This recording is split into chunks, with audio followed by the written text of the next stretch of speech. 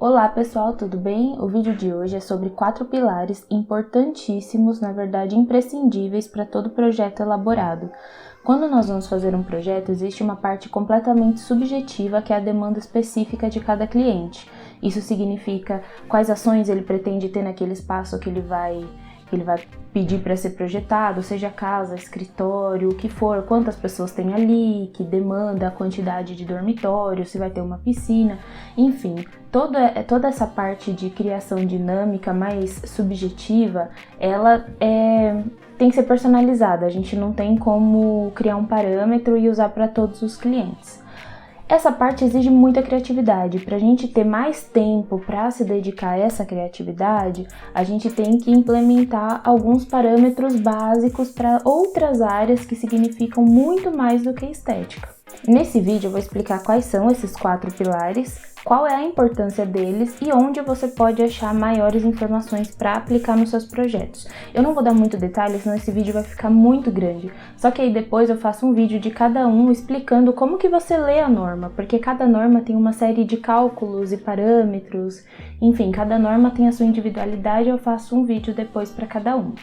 Antes de eu falar quais são esses 4 pilares, eu gostaria muito, se você está gostando desse tema, que você desse um curtir, compartilha, se inscreve no canal, clica no sininho para eu conseguir trazer bastante conteúdo que realmente agregue, né, a sua carreira ou a sua jornada estudantil, o que for. Os 4 pilares são ergonomia, conforto acústico, conforto térmico e iluminação. A gente vai começar pela ergonomia. A ergonomia é um estudo que faz a relação entre o ambiente físico e as limitações principalmente físicas dos seres humanos. Então, basicamente, a sociedade tem um padrão médio de altura, de circunferência e tudo mais. Então, essas medidas elas são usadas como padrão para a gente conseguir desenhar uma série de...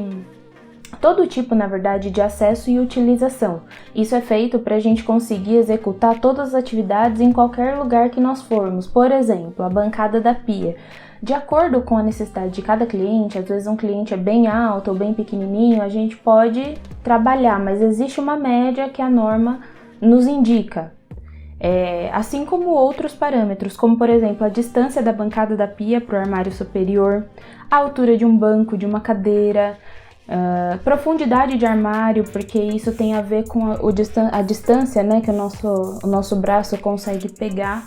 Enfim, todas essas dinâmicas a gente tem na NBR 9050. Nela você vai achar tanto esses parâmetros para mobiliário quanto também para acesso. Por exemplo, uma vaga de estacionamento, qual tamanho ela deve ter, os raios de virada para fazer acesso pela esquina, enfim, eu já tô dando exemplos assim fora da casinha, né, do mundo, do universo de interiores, mas você vai achar tudo isso lá, tá bem explicadinho. Agora a gente vai falar sobre o conforto acústico, que é o meu queridinho, foi a área que eu comecei a estudar e que eu gosto muito e as pessoas não dão a devida importância. Eu sempre digo que a acústica é saúde, porque já é comprovado cientificamente, existem muitos estudos correlacionando níveis altos de ruídos ao aumento de estresse, ansiedades, doenças, transtornos psicológicos e tá mais que comprovado. E para isso, a gente, antes de fazer o projeto, a gente tem que considerar uma série de coisas. Toda essa gama do mundo de avaliação acústica, ele é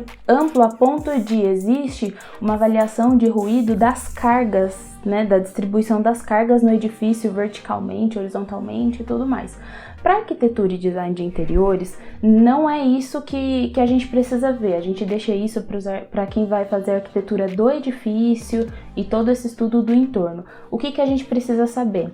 As janelas, elas estão de confronto com alguma fonte ruidosa, por exemplo, tá numa avenida que tem muito trânsito, ou fica logo do lado de um playground das crianças. A gente precisa saber se tem o ruído do elevador, se está próximo ao maquinário do elevador. Nós precisamos saber tudo isso em torno, se o seu vizinho tem uma banda e coincidentemente a sua parede do quarto é a mesma que divide com ele. Então tudo isso traz uma tratativa diferente para o acabamento e a demanda das paredes e teto, o piso elevado para não ter o barulho do que acontece no nosso andar para o andar de baixo. Tudo isso faz com que nós tenhamos um olhar mais crítico na hora de especificar os acabamentos. E esses acabamentos vão fazer toda a diferença na experiência. Por mais que a gente faça toda a parte bonita, a experiência é o que comanda tudo, né? A pessoa vai viver dentro da casa, ela não vai tirar uma foto e andar com a foto no bolso. Por isso que isso é tão importante. Como eu já disse, existem várias normas falando sobre acústica e todas esses braços, né, de assuntos correlatos, mas para nós a mais importante hoje é a NBR 10152. Agora eu vou falar do conforto térmico. O conforto térmico, embora ele seja muito importante, sempre a mão de obra do local vai saber um pouquinho como, né, a partir dos métodos produtivos já utilizados, como que se prioriza algumas medidas a tratar no ambiente. Por exemplo, algumas obras numa região fria, se dá mais importância para vedações que tenham essa capacidade, né, de isolar o ambiente interno do externo para reter um pouco do calor. Lugares quentes, só que com baixa umidade do ar. A gente sabe que as fachadas brancas elas aumentam a refletância do calor e diminuem a absorção do calor, e as janelas, né, as aberturas quadrias menores, elas permitem que a umidade do ar dentro do ambiente fiquem melhores. Então, essas tratativas, elas já são conhecidas pela mão de obra local. Entretanto, nós temos parâmetros a seguir, nós temos limites, né? E uma série de materiais que devem ser utilizados em determinadas ocasiões. Por que é tão importante saber o conforto térmico da ocasião? Ainda mais hoje que nós fazemos tantos projetos online, a gente consegue atender praticamente o Brasil inteiro, o mundo inteiro, consultoria de decoração, uma série de coisas. Então a gente não pode pecar na hora de fazer uma proposta, como por exemplo, propor uma sala com lareira para uma família que mora em Fortaleza. Isso não seria muito aplicável.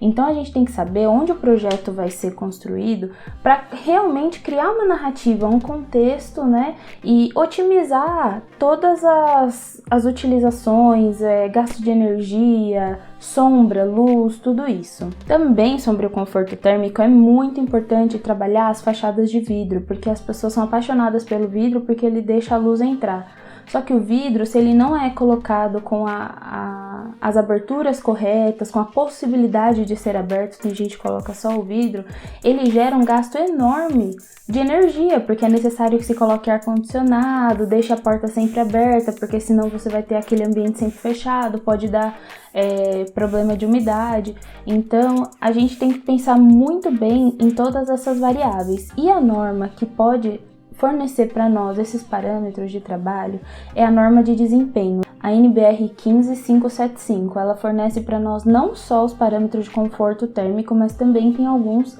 de conforto acústico e também de algumas outras variáveis para edificação. Agora, para fechar o vídeo com chave de ouro, eu vou falar da iluminação. A iluminação, ela consegue dar o toque especial para todo o contexto que a gente quer criar com cada projeto. A iluminação, além dela ter a potência dela, ela tem a temperatura. Essa temperatura, ela se resume na cor. E essa cor, ela estimula algumas atividades. Como, por exemplo, a iluminação amarelada, ela estimula a fome, né?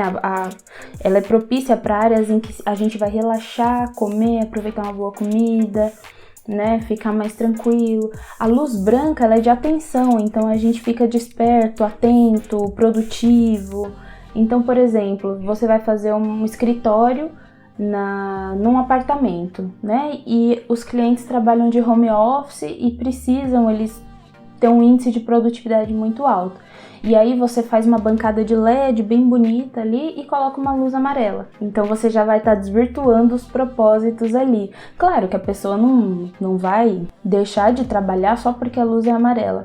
Mas é um erro que a gente pode, dando só uma lida por cima, só conhecendo assim, que a gente já consegue não cometer, tá? E existem cálculos pra gente saber a cobertura da luz. Como que a gente considera a metragem quadrada, os acabamentos, as cores dos acabamentos para refletância da luz e cobertura, para o ambiente ficar muito bem iluminado, não ter perigo de ficar uma luz estourada, uma luz que não fique confortável aos olhos e também não ficar aquela penumbra desagradável. Existe um cálculo para isso. Parece um bicho de 7 cabeças, mas é muito simples e você consegue encontrar tudo isso na NBR 5413. Depois eu vou fazer vídeo delas e aí eu explico bem certinho como se faz cada um dos cálculos e tudo mais. Parece complicado, mas não é, e é muito gostoso quando você entende esses 4 pilares e consegue colocar no projeto de uma maneira muito dinâmica, porque com o tempo vai ficando automático.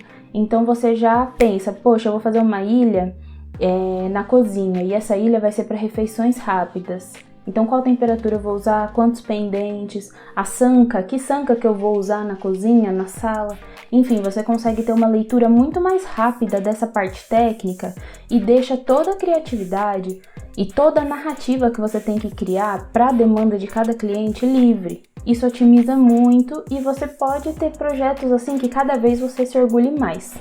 Bom, esses foram os 4 pilares para a concepção de um projeto. Eu espero que esse vídeo tenha ficado rápido e dinâmico, que você tenha curiosidade agora para dar uma olhadinha nas normas que eu falei aqui de cada um deles. Depois eu vou fazer um vídeo explicando cada uma, que eu acho que vai ser bem legal também, para alguma dúvida que tenha ficado. Como eu já disse, quando a gente entende esses 4 pilares, fica tudo muito mais fácil para fazer a concepção de um projeto e atender com excelência ao seu cliente.